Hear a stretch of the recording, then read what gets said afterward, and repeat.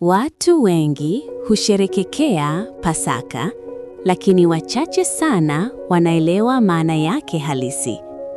Jane amekuwa akisikia kuhusu sikukuu ya Pasaka kila mwaka. Aliona watu wakisherekea, aliona furaha, lakini ndani ya moyo wake kulikuwa na swali. Pasaka ni nini hasa?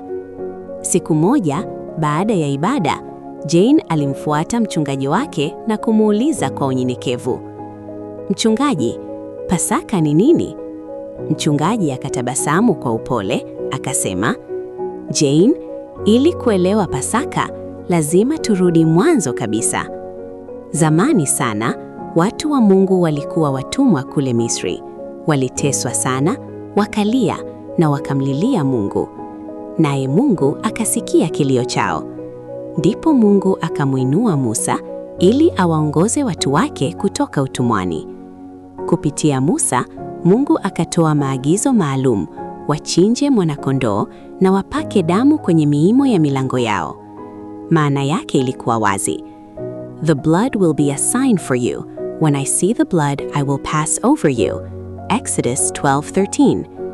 Damu itakuwa ishara kwenu. Nitakapoiona damu, nitapita juu yenu. Kutoka 12:13. Usiku huo, mauti ilipita katika nchi, lakini kila nyumba iliyokuwa na damu iliokolewa. Hiyo ndiyo ilikuwa Pasaka ya kwanza, ukombozi kupitia damu, chini ya uongozi wa Musa. Jane alisikiliza kwa makini, kisha akauliza tena, "Lakini mchungaji, hii ina uhusiano gani na Yesu?" Mchungaji akasema kwa upole, "Hapo ndipo siri kuu ilipo, Jane. Miaka mingi baadaye, Mungu alimtuma Yesu duniani. Yesu ndiye mwana-kondoo wa Mungu, aichukuaye dhambi ya ulimwengu. Yohana 1:29. Behold the Lamb of God, who takes away the sin of the world. John 1:29.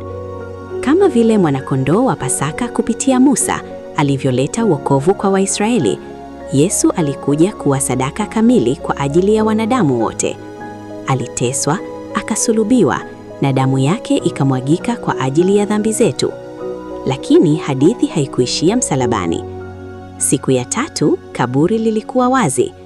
Mchungaji akasema kwa sauti yenye ushindi, "Jane, Yesu hayuko tena kaburini. He is not here. He has risen just as he said." Matthew 28:6. Hayupo hapa. Amefufuka kama alivyosema, Mathayo 29. Ndipo macho ya Jane yakafunguka, akaelewa. Pasaka sio tu sherehe, ni ukombozi. Ni sadaka, ni upendo wa Mungu kwa mwanadamu, na ni ushindi dhidi ya mauti. Mchungaji akamalizia kwa utulivu, "Kama damu ya mwana-kondoo kupitia Musa ilivyookoa Waisraeli, damu ya Yesu inatuokoa sisi leo." Jane akatabasamu, si kwa sababu ya sherehe, bali kwa sababu sasa ameuelewa ukweli, na ukweli huo ulibadilisha kila kitu. Alitambua kwamba Pasaka sio tu historia, bali ni uhalisia wa sasa. Kupitia Yesu, Pasaka imetukomboa kutoka dhambi na kutupa msamaha. Imetukomboa kutoka utumwa wa dhambi na kutupa uhuru. Imetukomboa kutoka mauti na kutupa uzima wa milele.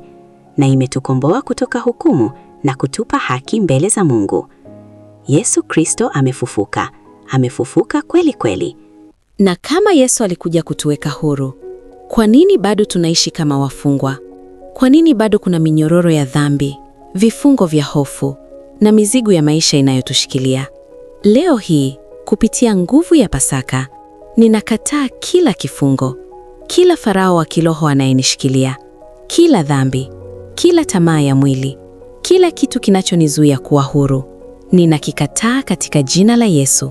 Kwa maana imeandikwa, "Basi mwana akiwaweka huru, mtakuwa huru kweli kweli." Yohana 8:36. Leo ninatangaza uhuru, uhuru wa rohoni, uhuru wa mawazoni, uhuru wa maisha yangu. Sina tena utumwa, sina tena minyororo. Kwa damu ya Yesu nimekombolewa, na kwa nguvu ya ufufuo wake ninaishi katika ushindi. Katika jina la Yesu, amin. Karibu El Roi Rehema.